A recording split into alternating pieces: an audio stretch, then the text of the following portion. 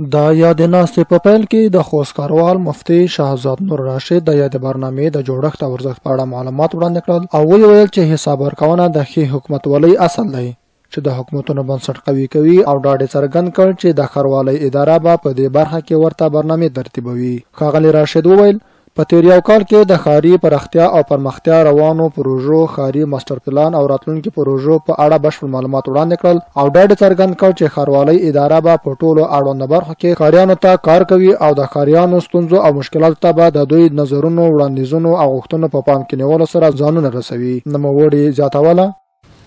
چې دغه امریت یو کتاب چاپ کړی ده په نامه د خوست پېژندنه. په دې کتاب کې د خوست اړوند معلومات جمع شوي دي چې په هغه کې بېلابېل ځایونه په نښه شوي دي، پارکونه په نښه شوي دي، ښار هغه ته وضاحت شوی ده. نو انشاءالله دغه کتاب که کوم ملګری چې نوی هغه خوست ولایت ته راځي او دا مطالعه کړي نو هغه ته به په پوره بصیرت حاصل دی چې په خوست کې دومره ژبې دي، دا اصنافونه دي، دا مارکیټونه دي، دا پوره معلومات ورته وي.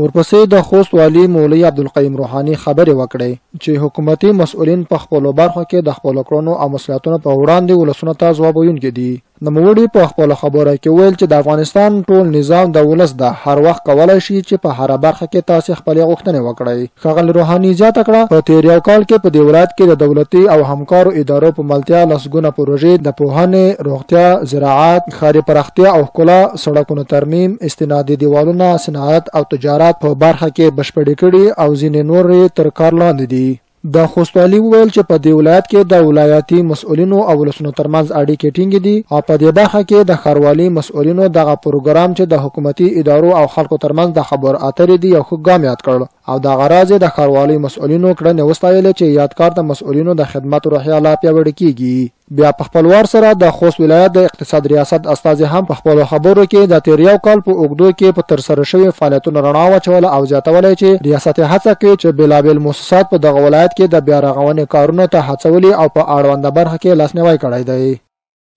خوست اقتصاد ریاست په تیر یو کال کې بې شمېره لاسته راوړنې درلودلې. په ښار کې په سړکونو پروژې تطبیق شوي، خلکو ته د کار زمینه برابره شوې،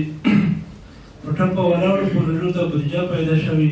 د موسساتو له سیستمونو او پروژو څخه نظارتونه ترسره شوي، د اتو سکتورونو په کچه د فعلي وضعیت د تحلیل او ارزونې لړۍ پیل شوې، پالیسي ناستې ترسره شوي، د بیا رغونې د چارو تنظیم او سمونې ته پاملرنه شوې، د ولایت مقام د هدایتونو تطبیق ته پاملرنه شوې، د مرستو لپاره د مستحقو خلکو پېژندنې په شفافیت کې مهم رول ترسره شوی. دغه راز د پوهنې ریاست تدریسي مرستیال خیرګل خیرخوا هم د پوهنې ریاست د 1403 تعلیمي کال د خپلو فعالیتونو او لاسته راوړنو په اړه معلومات وړاندې کړل او زیاتولی یې چې په یاده موده کې د مدارسو او ښوونکو استخدام په منظم او په شفاف ډول ترسره شوي دي. د 15 بابه ښوونځیو د بیا ترمیمول، د تعلیمي نهادونو تخصیص، په مکاتبو او مدارسو کې د جدید شمول زده کوونکو جذب، ښوونځیو ته د کتابونو ویش په مالي برخه کې د بودیجې لګښت او د پوهنې ریاست اړوندې چارې په منظم ډول سرته رسولي دي.